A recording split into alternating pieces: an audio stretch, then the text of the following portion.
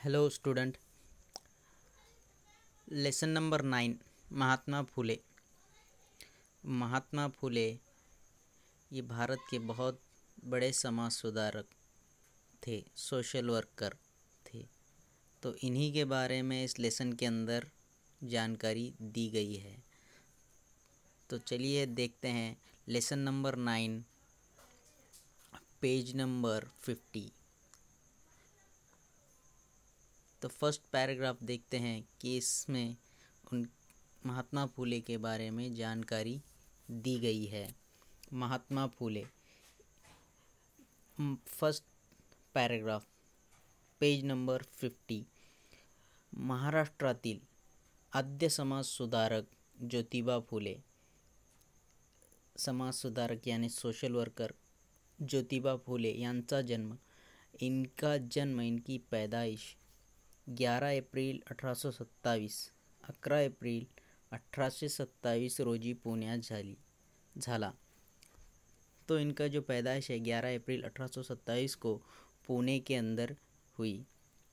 तो आगे देखिए, त्यांच्या आईचे नाव चिमणाबाई तसेच वडिलांचे नाव गोविंदपंत होते। उनके माताजी का नाम जो है चिमणाबाई और वडील यानी फादर का नाम गोविंदपंत होते। ज्योतिबा हा त्यांचा धाकटा मुलगा। गोविंदपंत का छोटा लड़का का नाम धाकटा यानी छोटे को कहा जाता है, मुलगा होता, वो उनका दूसरा लड़का छोटा लड़का था।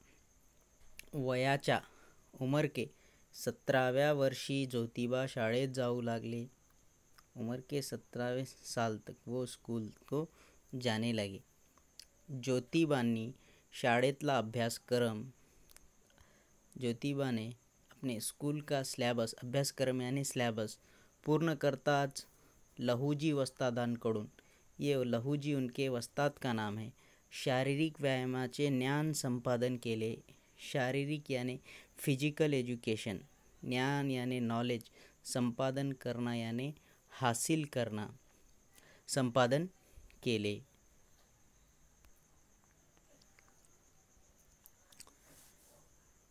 तो आगे देखिए,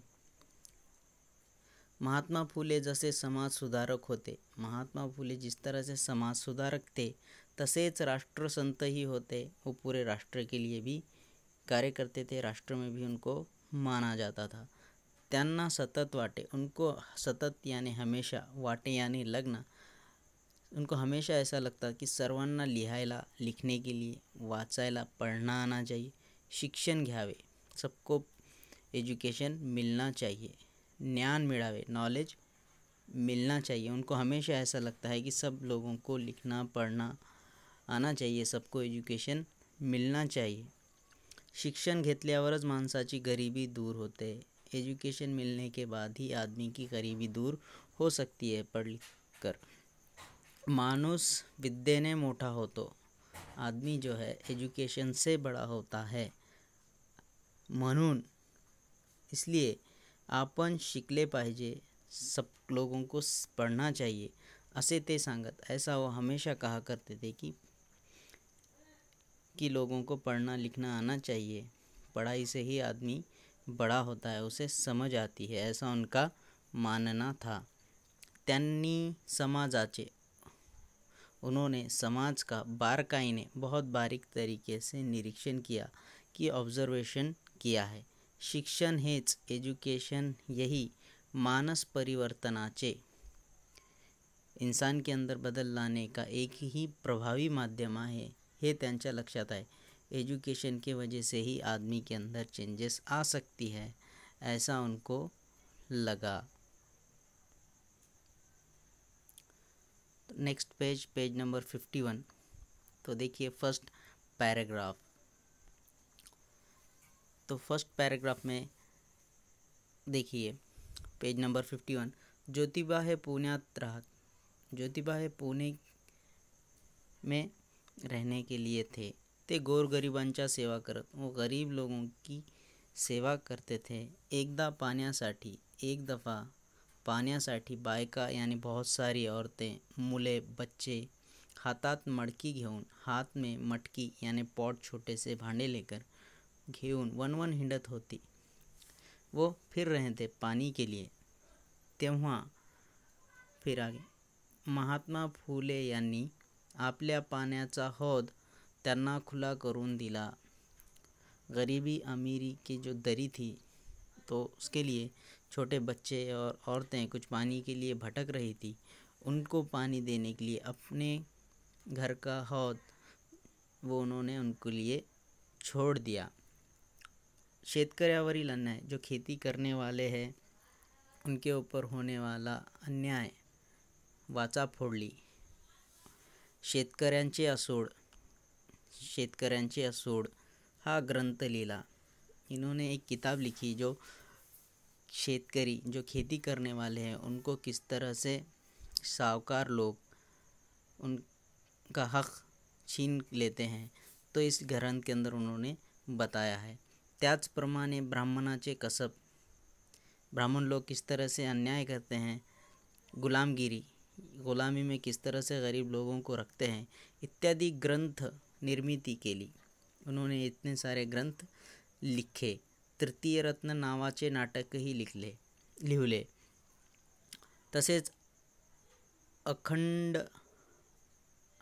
अखंडादी काव्यरचना, अस्पृश्यांची कैफियत इत्यादि पुस्तके लिहिली. समाज में परिवर्तन लाने के लिए उन्होंने कुछ किताबें भी लिखी है, जो उसमें से एक है शेतकऱ्यांचे असूड, ब्राह्मणाचे कसब, गुलामगिरी, तृतीय रत्न, उस नाम का एक नाटक भी उन्होंने लिखा.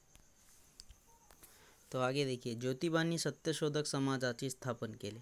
ज्योतिबा ने जो है एक सत्यशोधक समाज, सत्य यानी सच्चाई की जांच करने वाला समाज की उन्होंने स्थापना की.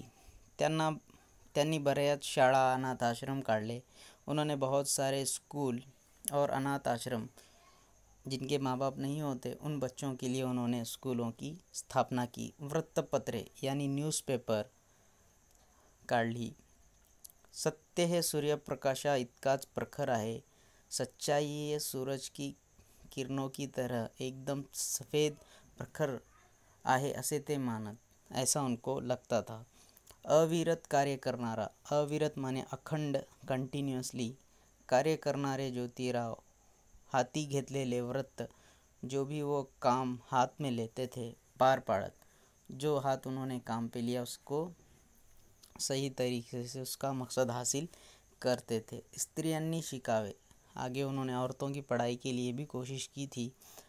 स्त्रियांनी शिकावे म्हणून त्यांनी आपली पत्नी, उनकी पत्नी का नाम है सावित्रीबाई फुले, यांना शिकवले, इनको पढ़ाया. मुलींसाठी पुण्यात पहली शाळा शुरू केली.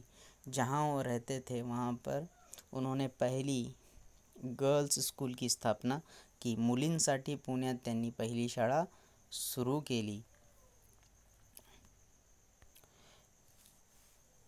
उन्होंने पहली स्कूल पुणे के अंदर शुरू की थी.